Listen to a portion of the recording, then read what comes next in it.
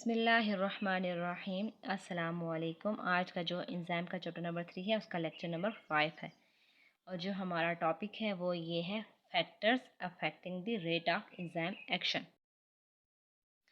Enzyme perform specific function. This specificity of enzyme due to its specific chemistry and shape.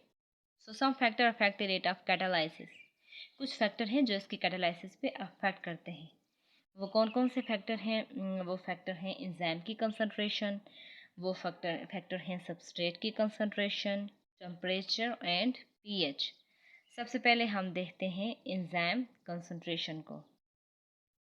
ठीक है, यहाँ पे आप देखें, पहले यहाँ से थोड़ा सा कंसेप्ट अंडरस्टैंड करें। ठीक है, ये है एंजाइम, ओके, और ये है सबस्ट्रेट। 1 2 3 और 4 एंजाइम हैं। यहाँ पे जो सबस्ट्रेट की कंसंट्रेशन है वो है कांस्टेंट और जो एंजाइम है वो 1 2 3 4 है। ठीक है, अब होगा क्या, जो रिएक्शन रेट है ना वो एंजाइम की कंसंट्रेशन ज़्यादा होने से इंक्रीज नहीं होगी। ठीक है, क्योंकि सबस्ट्रेट कांस्टेंट हैं, जितने सबस्ट्रेट हैं वो इतने एक्टिव साइट पे आके बाइंड हो जाएंगे और जो मज़ीद जो रिएक्शन रेट है वो इंक्रीज नहीं होगी। देखते हैं हम, increased enzyme concentration increase the number of active site, so more active site change more substrate into product. After some time, after some amount of substrate becomes limited, now the reactions rate cannot be increased.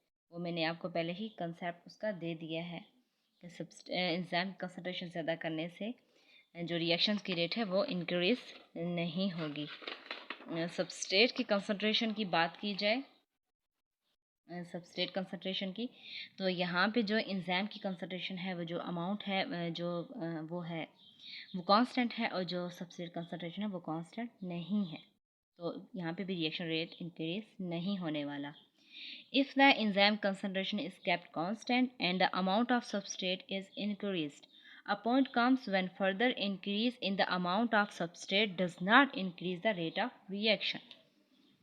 अब हम बात करते हैं temperature की। हमें definition से ही पता है कि एंजाइम थर्मोलेबाइल हैं, टेम्परेचर सेंसिटिव हैं। ठीक है, ऑप्टिमम टेम्परेचर पे काम करते हैं और अगर टेम्परेचर ज़्यादा हो जाए तो एंजाइम डीनेचर हो जाते हैं। इसकी डेफिनेशन देखी जाए तो ऑप्टिमम टेम्परेचर की, the temperature at which the enzyme activity is maximum. जो ऑप्टिमम टेम्परेचर है ना इस पे जो एंजाइम की एक्टिविटी होती है ना वो मैक्सिमम हो जाती है। फॉर एग्ज़ाम्पल लिविंग बॉडी की मिसालें, ह्यूमन बॉडी की मिसालें, तो हमारा जो टेम्परेचर है ऑप्टिमम टेम्परेचर वो है 37। ठीक है, 37 is the optimum temperature for the enzyme of the human body. अब अगर टेम्परेचर इंक्रीज़ करेगा 37 से तो एंजाइम डीनेचर हो जाएंगे। वो कैसे डीनेचर हो जाएंगे? The high amount of heat increase the vibration of atoms of enzyme, destroy the globular structure of enzyme, it denature the enzyme. क्या होगा जब हीट ज़्यादा हो जाएगी, जो एंजाइम के एटम्स हैं उनके अंदर जो वाइब्रेशंस है एटम्स के अंदर वो इंक्रीज़ हो जाएगी। जब एटम्स की वाइब्रेशन इंक्रीज़ होगी तो जो उनकी ग्लोबुलर स्ट्रक्चर है वो डिस्ट्रॉय हो जाएगी, तो इससे एंजाइम क्या हो जाएंगे? डीनेचर हो जाएंगे। ग्राफ की तरफ देखा जाए तो एक ख़ास 37 पे उसकी जो पीक है वो हाई लेवल पे जाएगी और जैसे ही टेम्परेचर उससे इंक्रीज़ करेगा तो एंजाइम क्या हो जाएगा? डीनेचर हो जाएगा। और इसी तरह जो एंजाइम है वो स्पेसिफिक पीएच के ऊपर भी काम करते हैं। आप पीएच के बारे में जानते होंगे, पीएच क्या है? पीएच क्या है जी? PH negative log hydrogen ion concentration को क्या बोलते हैं?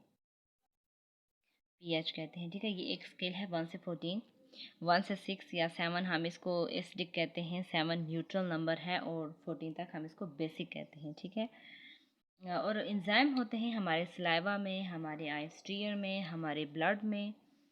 तो सो पीएच का मेंटेन रहना बहुत ही ज़्यादा ज़रूरी है। और पीएच का इफेक्ट देखा जाए तो अमाइनो एसिड्स के ऊपर ये होता है कि ये तो या तो ये आयोनिक प्रॉपर्टी को जो है ना चेंज कर देता है या न्यूट्रल कर देता है। For example, pH change ionic property of enzyme, break the bond of enzyme, it cause denaturation of enzyme.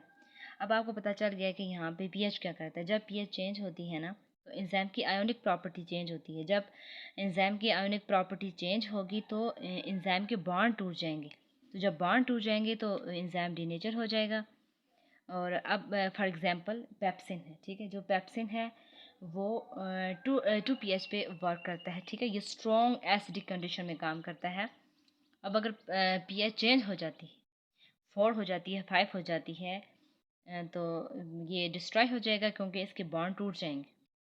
Catalase enzyme की बात की जाए तो ये न्यूट्रल pH पे काम करता है, 7 pH के ऊपर ये काम करता है। और जब pH चेंज होगी, 7 से इंक्रीज कर जाएगी या 7 से डिक्रीज कर जाएगी, तो ये डीनेचर हो जाएगा। किस वजह से? क्योंकि इसकी pH चेंज होने की वजह से इसकी आयोनिक प्रॉपर्टी चेंज हो जाएगी। पैनक्रियाटिक लाइपेज की बात की जाए तो ये 9 pH पे काम करता है, बेसिक, ठीक है, बेसिक pH पे काम करता है। तो अगर ये 9 से इंक्रीज कर जाएगी या डिक्रीज कर जाएगी तो क्या होगा? आयोनिक प्रॉपर्टी एंजाइम की चेंज हो जाएगी, तो एंजाइम डीनेचर हो जाएंगे। See you in the next video, तब तक के लिए अल्लाह हाफिज़।